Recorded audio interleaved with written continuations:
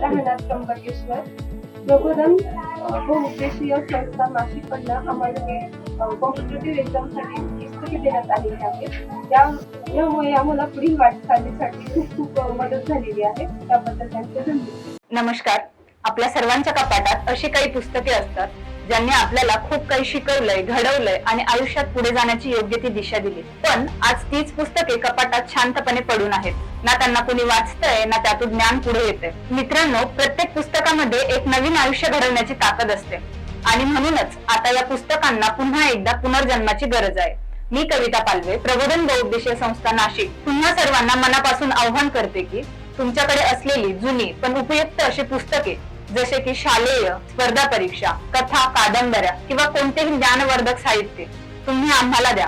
कारण आम्ही हे पुस्तके पोहोचवणार आहोत त्या दुर्गम आदिवासी पाड्यातील मुलांपर्यंत ज्यांच्यासाठी आजही एक पुस्तक म्हणजे फक्त स्वप्न आहे.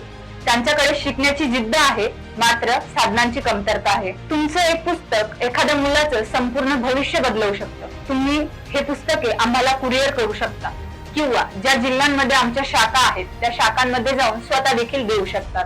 आणि हो, तुम्ही केलेल्या या सुंदर योगदानाबद्दल संस्थेतर्फे तुम्हाला प्रमाणपत्र देऊन गौरवण्यात येईल. तसेच सोशल मीडियावर तुमच्या कार्याला योग्य ती प्रसिद्धी दिली जाईल. चला तर मग आपल्या कपाटात शांत बसलेल्या पुस्तकांना नवं आयुष्य देऊया आणि ज्ञानाचा हा दिवा घरोघरी पोहोचवूया. आमचा पत्ता डिस्क्रिप्शन बॉक्स मध्ये दिला आहे.